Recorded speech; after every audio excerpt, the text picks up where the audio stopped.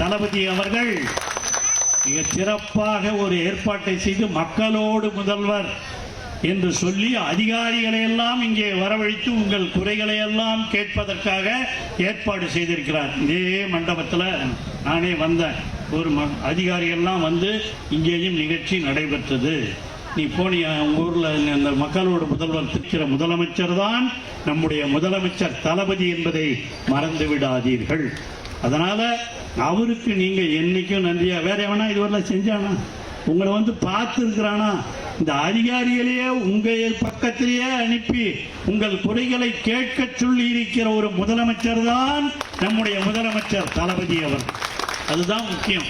அதைத்தான் இப்பொழுதும் இங்கே வந்திருக்கிற தாய்மார்கள் எல்லாம் உங்க பகுதியில் 10 கிராமத்துக்கு ஒரு இடத்துல இது போன்ற மக்களோடு முதல்வர் என்ற திட்டம் நடைபெற்றுக் கொண்டிருக்கிறது.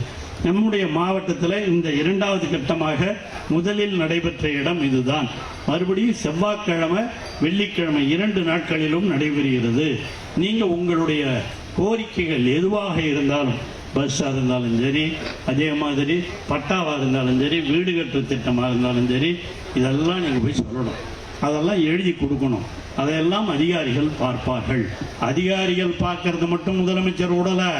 அவர் இன்னும் என்ன பண்ணார்? நேற்றுக்கு முதல் நாள் உட்காந்துட்டு எல்லா கலெக்டரோடையும் பேசி நீங்க விண்ணப்பத்தெல்லாம் வாங்கினீங்களா, என்னென்ன செஞ்சீங்க என்று கேட்கிற ஒரு முதலமைச்சர் தான் நம்முடைய தமிழக முதலமைச்சர் தளபதி.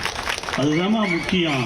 அதுதான் நமக்கு வேண்டும். நீங்க போய் அந்தந்த ஆட்கள் நின்று கிடக்கிறதுக்கு பதிலா உங்களை தேடி இப்ப அதிகாரிகள் வராங்கல்ல, அதுதான் தமிழக முதலமைச்சர் தளபதி அவர்கள் செய்திருப்பது. அதுதான் மக்களோடு முதல்வர் திட்டம்.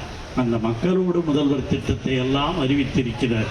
அந்த முதலமைச்சருக்கு ஜாதி மதம் இதெல்லாம் கிடையாது. நமக்கு ஓட்டு போட்டாங்க ஓட்டு போடாதவர்கள் என்பதெல்லாம் கிடையாது.